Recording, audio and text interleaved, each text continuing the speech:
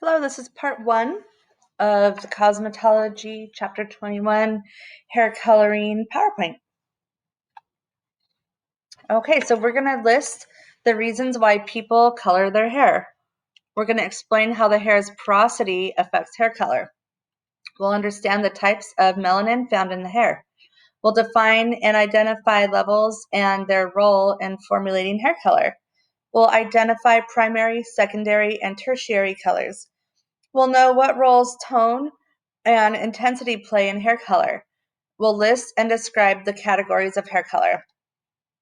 We'll explain the role of hydrogen peroxide in a hair color formula, explain the action of hair lighteners, list the 5 key questions to ask when formulating a hair color, understand why a patch test is useful in hair coloring, define what a preliminary strand test is and why it is used, and we will list and describe the procedure for a virgin single process color service, understand the 2 processes involved in double process hair coloring, describe the various forms of hair lightener, understand the purpose and use of toners, name and describe the 3 most commonly used methods for highlighting.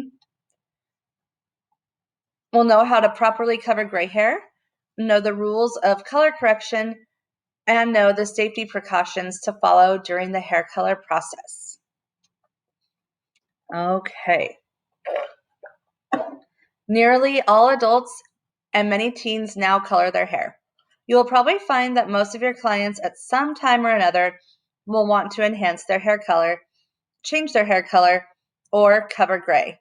Clients who have their hair colored usually visit the salon every 3 to 12 weeks. These are the kind of regular guests you want in your client base. So why do people color their hair? To cover or blend gray hair, to enhance existing hair color, to create a fashion statement or statement of self-expression, to correct unwanted tones, to accentuate a particular haircut. Hair color versus hair color. Hair color refers to the natural color of the hair. Hair color is a professional industry coined term referring to products and services for artificially coloring the hair. So we talked about this in the last chapter, but we're going to review it. The structure of the hair and the desired results determine which hair color to use. The cuticle layer is the outermost layer that contributes 20% of overall strength. The cortex is the middle layer that contributes 80% of the overall strength. And the medulla is the innermost layer, sometimes absent in finer hair. So the texture. So we have, some people have coarse, which is large hair strands. It's large in diameter, which is the bottom of the pictures. Medium hair strand in diameter. And fine is small hair strand, and it's small in diameter. That's at the top. The density. So the density is what some people call the thickness of the hair, the number of hairs per square inch. It refers to as hair thickness. The porosity. So the porosity of the hair is the ability of the hair to absorb moisture. Porous hair accepts color faster and permits a darker color than less porous hair. So if somebody has really healthy hair, it's going to take a little bit longer for the color to penetrate into that hair strand than somebody who has porous hair. Because someone who has porous hair, the cuticle layer is already open, so the color will get into the hair strand easier, which is why when hair is porous, it looks kind of damaged. It's because the cuticle is open. But when a hair is healthy, it looks more silky because the cuticle layer is closed. So it's a little bit harder for the color to get in. So types of porosity, we have low porosity. That's a tight cuticle, like a closed down cuticle. That would be considered resistant hair. Average porosity is a cuticle is slightly raised, average processing time.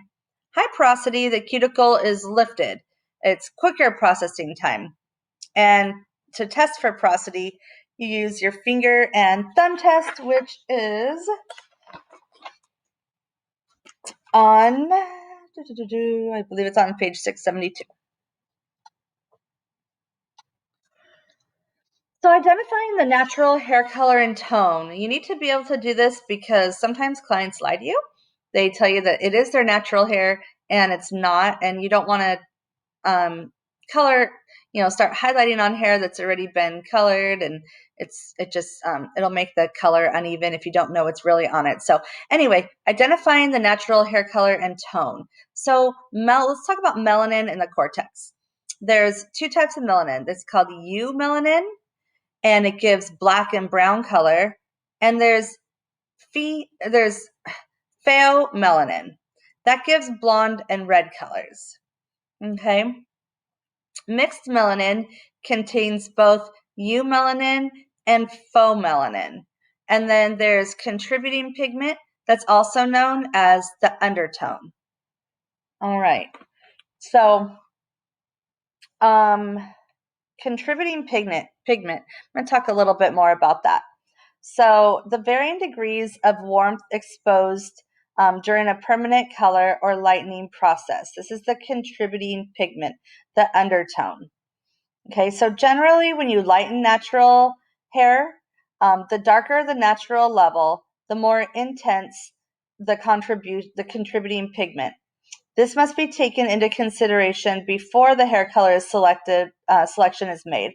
Hair coloring modifies this pigment to create new pigment.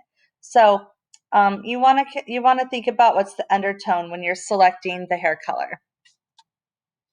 So this is one of the most important things to know and to memorize when doing hair color. It's called the level system. So you can see that 1 is a black and 10 is the lightest blonde.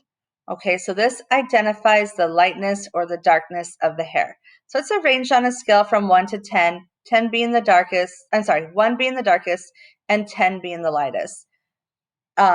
Natural hair, the level system is 1 to 10, but when you're talking about hair colors, sometimes they have 12s, which are even lighter, but we'll get into that later.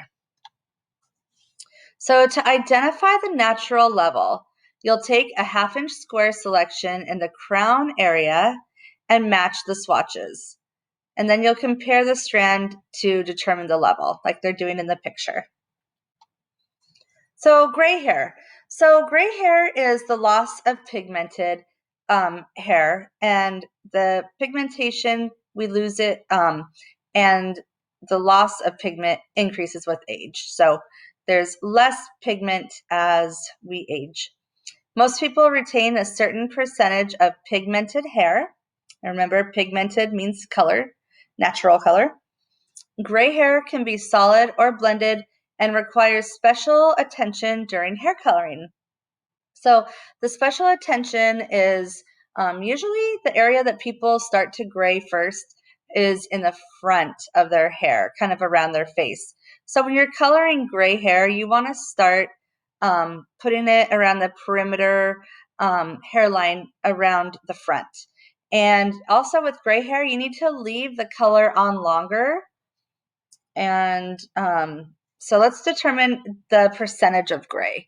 So the percentage of gray, so you can see here 30, 50, 70 to 90, 100. The characteristics, with the 30%, it's more pigmented than gray hair. Even with the 50%, even mixture of gray and pigmented hair. 70 to 90, more gray than pigmented, and 100% virtually no pigmented hair. It just tends to look white. So comparing it, so if we have it on a natural level 5 hair color, the natural level 5 with 30% gray, it would look like it does there in the picture. The hair with 50% gray on a level 5 would look like that in the picture. It's kind of what you would call salt and pepper. If the hair is about 75% gray, it'll look like it does in the picture there, and 100% gray, like we said, it just kind of looks white. So color theory, Color is the property of objects that depends on the light that they reflect. It is perceived as red, green, blue, or other shades. The base color is the predominant tone of a color. Okay, so this is going to be on page 675. So this is really important, the color theory. So the law of color, a system for understanding color relationships. That's what the law of color is. When combining colors, you'll always get the same result from the same combination. So equal parts of red and blue make violet. Equal parts of blue and yellow make green. Equal parts of red and yellow make orange. That's never going to change. That's the law of color. So it's really important to know your primary colors. Okay, this whole color theory is so important with hair color. So we have yellow, red, and blue. Those are the primary colors. Then we have secondary colors. So to get secondary colors, this is when you mix the primary colors. So if red was at the top and yellow was down towards the left, those are primary colors, and they would make the secondary color of orange. And then if red was on the top, no, I'm going to do it different. Yellow is on the top, and red is on the bottom left.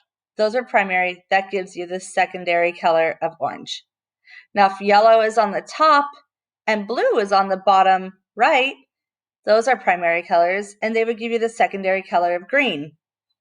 And same with if the red was on the lower right and the blue was on the lower, if the red was on the lower left and the blue was on the lower right, those are the primary colors, and they would give you the secondary color of violet.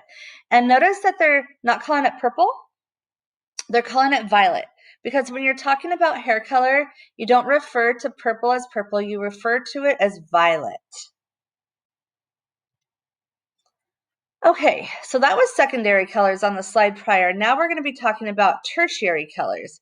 Tertiary are kind of like the third colors. So you get tertiary colors by mixing the secondary colors. So remember, you get secondary colors by mixing the primary colors. And then now you're going to get the tertiary colors by mixing the secondary colors. So yellow and green make yellow-green. Blue and green make blue-green. Blue and violet make blue-violet. Red and violet make red-violet. Red and orange make red-orange. Yellow and orange make yellow-orange.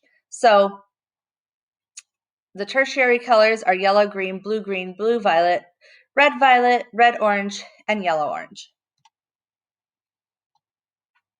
Complementary colors. Okay, this is on page 677. So blue and orange, red and green, yellow and violet. These are complementary colors. I'm going to read you a little bit about it. Complementary colors are primary and secondary colors positioned directly opposite each other on the color wheel. And by the way, if you look at the color wheel on page 677, it shows really nicely a great picture of complementary colors. So you can follow along in the book and you'll see what I'm talking about.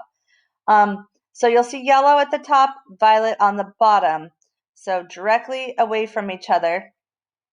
So they are opposite on the color wheel. Complementary colors include blue and orange, red and green, and yellow and violet. Complementary colors neutralize each other. When formulating hair color, you will find that it is often your goal to emphasize or distract from skin tones or eye color. You may also want to neutralize or refine unwanted tones in the hair. Understanding complementary colors will help you choose the correct tone to accomplish these goals. So let's say you do a highlight on someone and it's too yellow. Well, to get away from that yellow, you are going to use the complementary color, which is directly opposite of it on the color wheel, and you're going to want to tone it with something that has a violet base. So that's what it means by a complementary color. Now, if the person sits in your chair and they say, you know, I want my hair colored, but my hair always pulls red, and I don't like red. I want it to be more of a neutral. Well, to get the right color to detract from the red, you're going to go on the color wheel and look at what's directly across from red, and it's green. So you're going to want to use a color that has a green base to it, because that is going to detract from the red that they don't like in their hair.